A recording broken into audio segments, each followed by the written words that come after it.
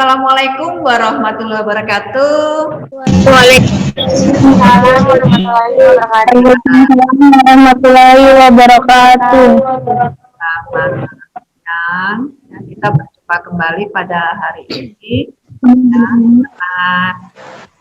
walaupun dalam kondisi seperti ini, kita masih bisa bertatap muka walaupun lewat dunia maya. Ya, baik anak-anakku. Tapi sebelumnya saya ingin mengabsen satu persatu. Ya, oke, saya mengabsen dulu ya. Nur Fadila. Hadir, Bu. Oke, Reka. Hadir, Bu. Baik anak-anakku, terima kasih atas kehadiran kalian pada pertemuan kita kali ini. Ibu ingin menyampaikan ke kalian, ya, gimana kabarnya? Baik-baik saja? Alhamdulillah baik, Bu. Alhamdulillah, dalam keadaan sehat. Ya, mudah-mudahan Sehat. di masa pandemi ini, ya, kita tetap semangat, ya, walaupun situasi seperti ini, kita tetap semangat, kita menjaga kesehatan kita, menjaga imun kita supaya tetap stabil, sehingga kita bisa terhindar dari virus tersebut, ya. Jadi kita melindungi dan menyayangi keluarga kita yang ada di sini. Oke, baik anak-anak sekalian, mungkin sebelum saya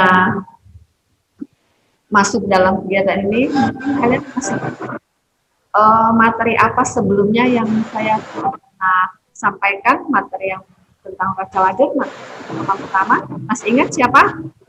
Ada? Saya, Bu. Oh iya,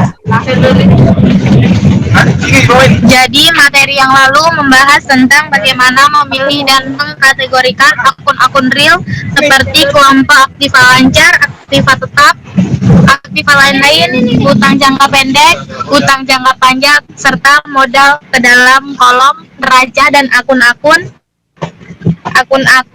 nominal seperti pendapatan jasa, pendapatan komisi, beban seperti beban sewa, beban asuransi, beban penyusutan, aktiva tetap, dan beban lainnya ke dalam kolom laba rugi. Ya, itu materi yang sebelumnya saya sudah sampaikan. Jadi untuk mereview kembali, kalian mengingat seperti yang tadi disampaikan oleh Rizky. Baik anak-anakku, sebelum saya mulai, saya akan menyampaikan tujuan pembelajaran kita hari ini, ya. Jadi ini ya tujuan pertemuan kita kali ini, tujuan pembelajarannya kita masuk di indikator pencapaian kompetensi, itu menyusun prosedur penyusunan neraca lajur pada perusahaan jasa, kemudian menampilkan hasil penyusunan neraca lajur pada perusahaan jasa. Itu kalau dari segi pengetahuannya. Kalau dari keterampilan, membuat penyusunan neraca lajur pada perusahaan jasa, dan berikutnya menyajikan tampilan hasil penyusunan neraca. Nah, tujuan yang kalian capai ini ada 4 poin. Ini yang pertama, melalui diskusi dan tanya jawab, peserta didik mampu menyusun neraca lajur pada perusahaan jasa dengan tepat, ya. Nah, ini melalui video pembelajaran tutorial, ya. Peserta didik mampu menyiapkan hasil penyusunan neraca lajur dengan menggunakan aplikasi Excel dengan tepat. Menurut kalian, bagaimana langkah-langkah dalam menyusun neraca lajur 10 kolom? Siapa yang bisa menjawab? Saya, Bu. Ya, silakan. Jadi langkah-langkah menyusun neraca lajur itu ada beberapa langkah-langkah. Yang pertama, mengisi kolom neraca saldo menurut saldo terakhir setiap akun yang ada di neraca saldo. Yang kedua, mengisi kolom penyesuaian berdasarkan ayat jurnal penyesuaian. Yang ketiga, mengisi kolom neraca saldo setelah disesuaikan, yaitu jumlah angka nominal yang ada dalam kolom neraca saldo dengan ayat jurnal penyesuaian. Kalau saldonya sama-sama berada di dan posisi ada di debit, maka perusahaan itu laba. Sebaliknya, jika selisih ada di kredit, maka itu rugi.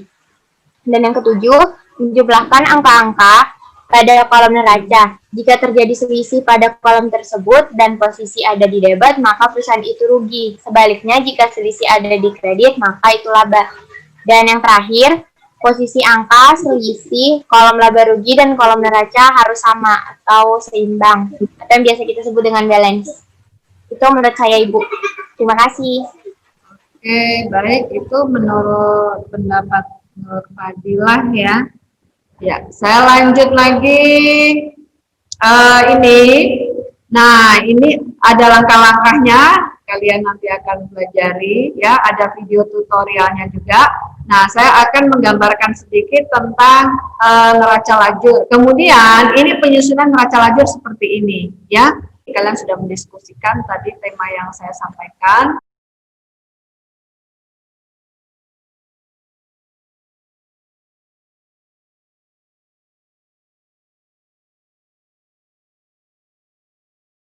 Oke, Assalamualaikum warahmatullahi wabarakatuh.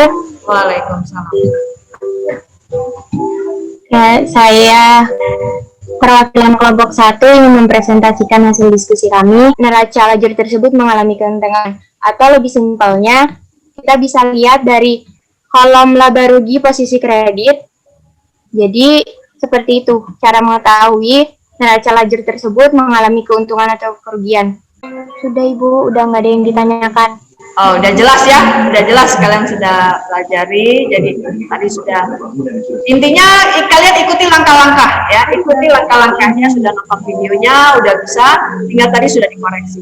Baik anak-anakku sekalian, untuk menutup kegiatan kita ya pada hari ini kita melakukan refleksi. Mungkin ada satu yang bisa memberikan saya kesimpulan atau refleksi, silakan. Apa? Saya Bu. Oke, silakan, ayo.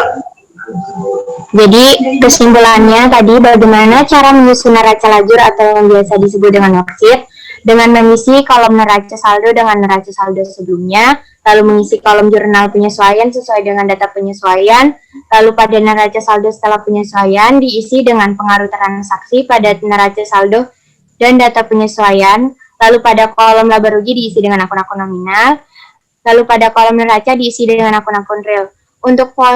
Untuk fungsi dari neraca lajur itu sebagai alat perantara sebelum menyusun laporan keuangan dan agar data transaksi terlihat rapi. Seperti itu, Bu. Oke, baik. Terima kasih atas kesimpulan atau refleksi yang diberikan oleh Nur Fadilah. Jadi saya hanya menambahkan lagi, tadi sudah disampaikan. Jadi intinya itu kita harus lebih teliti dalam menyusun neraca lajur. Karena jika tidak terjadi selisih, ada beberapa hal yang perlu diperhatikan. Misalkan tadi yang saya sampaikan, misalkan tidak terjadi selisih yang tidak sama, mungkin salah satu faktor misalkan salah penempatan angka atau posisi debit dan kredit atau penulisan berikutnya. Mungkin saya akan melakukan post test, silakan nanti ada di Google Classroom, ada beberapa pertanyaan yang saya ajukan, silakan kalian jawab. Hari ini saya ingin menyampaikan kegiatan kita untuk pertemuan selanjutnya. Jadi pertemuan selanjutnya itu saya ada menyampaikan untuk kalian diskusikan ya kembali studi kasus supaya untuk pertemuan berikutnya kalian bisa mempresentasikan kembali ya, itu ada di bahan ajar yang sudah saya share ya. Oke, bagaimana anak-anakku, bisa dipahami yang Ibu sampaikan? Gimana? Udah ngantuk ya? Aduh, capek sekali lagi hujan ya tadi. Oke. Baik anak-anakku sekalian, terima kasih atas atensi kalian. Tapi sebelum itu mungkin saya minta satu orang memimpin doa, silakan. Saya Bu. Ya, silakan. Untuk mengakhiri pertemuan kita pada hari ini, marilah kita berdoa menurut keyakinan dan kepercayaan kita masing-masing. Berdoa dimulai. Berdoa selesai. Amin. Terima kasih atas atensi kalian pada hari ini, dan mungkin satu pesan yang Ibu ingin sampaikan, jaga kesehatan kalian dan saya. Oke, baik anak-anak sekalian, terima kasih. Wabillahi taufiq wal hidayah. Wassalamualaikum warahmatullahi wabarakatuh. Waalaikumsalam warahmatullahi wabarakatuh.